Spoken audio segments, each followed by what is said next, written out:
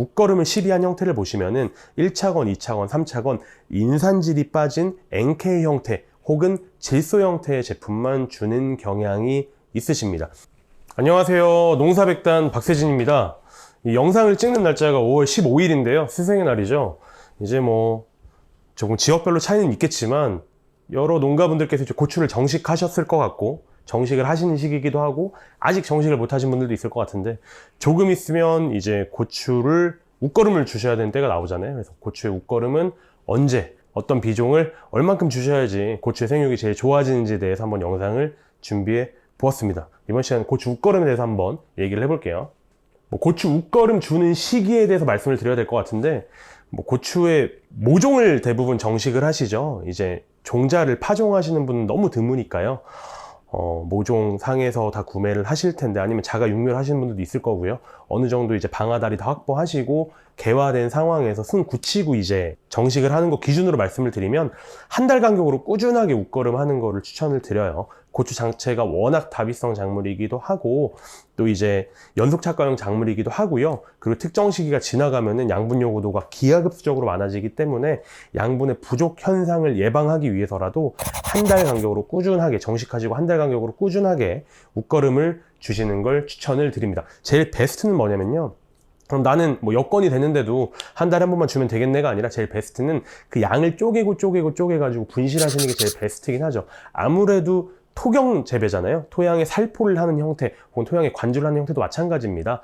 대량의 비료가 한 번에 들어가는 것보다는 소량의 비료가 여러 번 나누어서 들어가는 것들이 고추뿐만 아니라 모든 작물에 양분의 용탈이라든가 양분의 해, 농도장애를 예방하는 데 걸쳐서 확실하게 좋다라는 거고, 이따 12프로그램도 안내를 해드리겠지만 고추 자체가 비료 시비량이 많습니다. 그 시비량이 많다는 얘기는 한 번에 많은 양의 비료가 들어간다는 얘기고요. 많은 양의 비료가 들어가면 아무래도 낭비가 되는 형태가 나오는 게 쉽기 때문에 제일 베스트는 소량씩 비료를 분시하는 게 제일 베스트다라고 말씀을 드릴 수 있을 것 같습니다. 그리고 요거 하나 또 고려를 해보시면 좋을 것 같은 게 토경 살포가 아니라 아예 관주재배로 전환하는 것도, 관주재배로 전환해서 관비재배로 전환하게 되면 물과 비료가 함께 공급이 되니까 아무래도 비료를 살포하는 노동력도 줄일 수가 있고요. 그리고 제일 중요한 거, 양분 자체가 소량 분시가 저절로 가능한 시스템이 구축이 되니까 양분의 낭비가 없다, 그리고 양분의 해가 입을 우려가 없다라는 거기 때문에 이건 많이 말씀드렸던 것 같아요. 가능하시면 관비재배를 고려해 보셔라 라는 거고요. 자, 이제 1차 웃거름, 2차 웃거름, 3차 웃거름 정도는 필수적으로 하실 것 같아요. 그리고 이게 고추 농사를 몇 월에 마무리 짓냐에 따라서 이게 웃거름이 계속 갈 수 있습니다. 사실 4차, 5차, 6차까지 가시는 분들이 있는데 최소한 적어도 3차 웃거름까지는 하셔야 되니까 그 하시는 것을 기준으로 말씀을 드리면은 1차 웃거름이 조금 애매합니다. 1차 웃거름 같은 경우는 그 고추 자체의 뿌리도 굉장히 연약하기도 하고 뿌리가 충분히 이제 고랑까지 뻗지 못했기 때문에 고랑 쪽에 양분이 공급이 되었을 때 양분이 제대로 흡수가 되지 못하는 경향을 발생할 수 있습니다. 그리고 고추 자체의 모장도 지금 연약한 상황이기 때문에 안 좋은 비종이 나갔을 때 그리고 농도가 조금 세게 걸렸을 때 농도장애라든가 가스장애를 입기 쉬워요. 그래서 1차 웃거름은 반드시 파구 시비를 추천드립니다.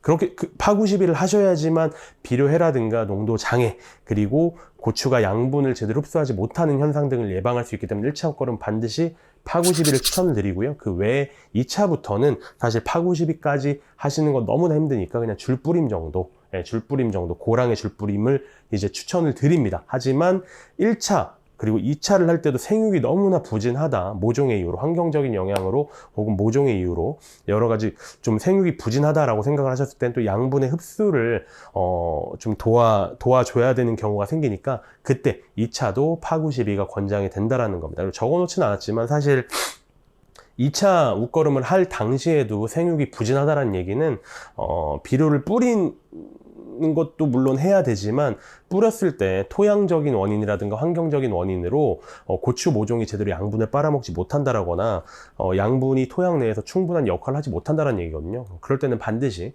연면 시비를 토양에 살포하는 것과 병행을 해라 라고 권장을 드리고 싶습니다. 이제 고추 웃거름을 주는 시기라든가 고추 웃거름을 주는 방법에 대해서 계속 설명을 드리고 있는데 이제 고추 웃거름을 그럼 어떤 형태로 줘야 되냐에 대해 설명을 드려야 될 것 같습니다. 이제 1차, 2차, 3차로 마찬가지로 구분을 했는데요. 1차 보시면은 복합 비료의 칼슘, 을 추천을 드리는 거고 2차부터는 NK 칼슘 형태를 추천을 드리는 건데요. 보통 이제 고추를 웃거름을 시비한 형태를 보시면은 1차건, 2차건, 3차건 인산질이 빠진 NK 형태 혹은 질소 형태의 제품만 주는 경향이 있으십니다. 요거는 누누이 말씀드린 대로 인산 자체의 흡수도가 너무나 떨어지기 때문에 인산 자체를 그냥 배제하고 인산은 전량 밑거름으로 처리하시고 바로바로 반응이 와야 되는 웃거름부터는 1차 웃거름부터는 질소랑 가리 형태 혹은 질소 형태의 제품만 주시는데요. 사실 이 그래프 보시면은 이제 인산의 흡수율이거든요. 인산의 흡수도인데요. 이제 쭉 생육이 진행이 되면서 정말 기하급수적으로 인산의 요구도가 늘어난다는 걸 보실 수 있으실 거예요. 그러니까 인산 같은 경우는 정말 후기에도 많이 필요합니다. 초기에 뿌리 뻗은 뿐만 아니라 인산의 효용성에 대해서 말씀드렸잖아요. 개화하는데도 영향이 있고요. 과실의 이제 품질에도 영향이, 과실의 수확량에도 영향이 있다 보니까 아무래도 연속착가형의 고추에 과일이 많이 달리는 후반부에 더욱더 많은 양의 인산이 필요하다는 걸 그래프로 직관적으로 보실 수 있을 텐데요. 이것만 보시더라도 적어도 인산질이 웃거름 중에 1차에는 포함이 되어야 한다. 그렇기 때문에 1차 같은 경우는 NK가 아니라 NK에 인산이 붙어있는 형태의 복합비료를 적극적으로 권장을 드린다는 거고요. 그리고 칼슘질 같은 경우는 사실 농가분들께서 직접 뿌리시는 경우보다 연면 시비로 대체하는 경우가 많습니다만 뒤에 뭐 더 자세한 얘기가 나오겠지만 칼슘도 인산이랑 비슷한 흡수 패턴을 가져갈 거예요.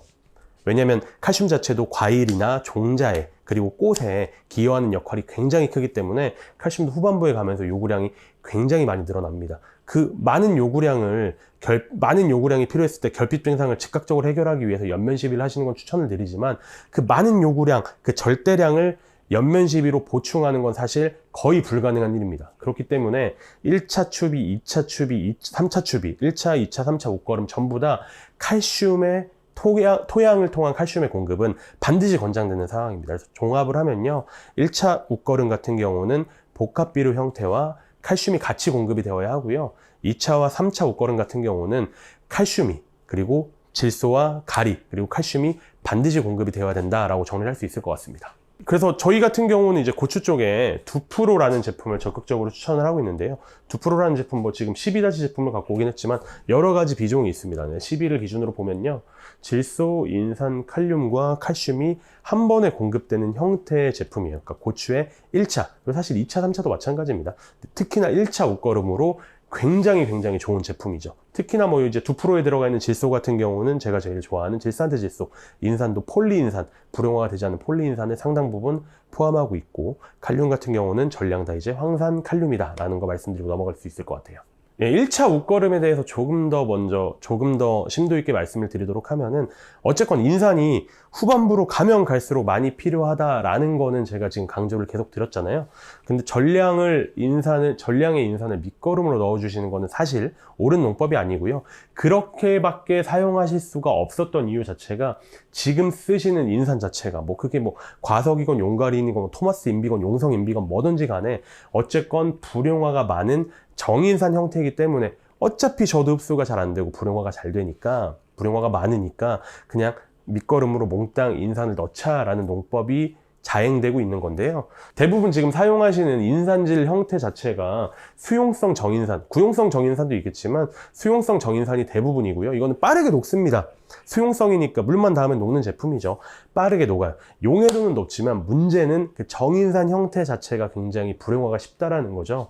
뭐 산성 토양에서는 알루미늄, 알칼리성 토양에서는 칼슘, 다 말씀드렸었던 것 같고, 그렇게 불용화가 쉽게 되고, 그리고 이 정인산 자체가 이동성이 워낙 낮아요. 고작 2mm밖에 이동하지 않기 때문에 사실 1차 웃거름에 파구 시비를 하신다고 하시더라도 그 인산질이 새뿌리까지, 양분과 수분을 많이 흡수하는 새뿌리까지 도달하는 거 굉장히 어렵고요. 도달하는 과정에서 불용화가 쉽게 된다는 거죠.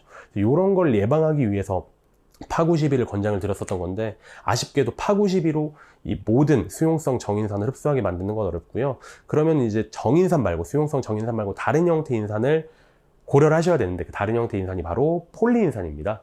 이 폴리인산 같은 경우는 불용화가 되지가 않고요. 그리고 토양 내에서 2mm를 뛰어넘어서 훨씬 더 많이 이동하기 때문에 밑거름으로 주시는 폴리인산, 그리고 1차 웃거름으로 주시는 폴리인산 자체가 모두 다 전량 고추로 흡수가 되고 후반부까지 잘 이용될 수 있는 인산이라는 거죠. 폴리인산이 포함된 제품은 두 가지가 있는데요. 아까도 말씀드렸다시피 제가 1차 추비업 밑거름으로 적극 권장하는 2프로라는 제품, 그리고 이건 액상 인산 칼륨 제품인데요. 액상 인산 칼륨 슈퍼 FK30이라는 제품이고요. 이 제품에는 18%, 19% 정도의 인산이 100% 전부 다 폴리인산입니다. 그래서 관주로 진행하실 수 있는 경우에는 이 제품 슈퍼 FK30 제품도 사용을 굉장히 많이 권장드리는 부분입니다. 이번 영상은 여기까지입니다. 감사합니다.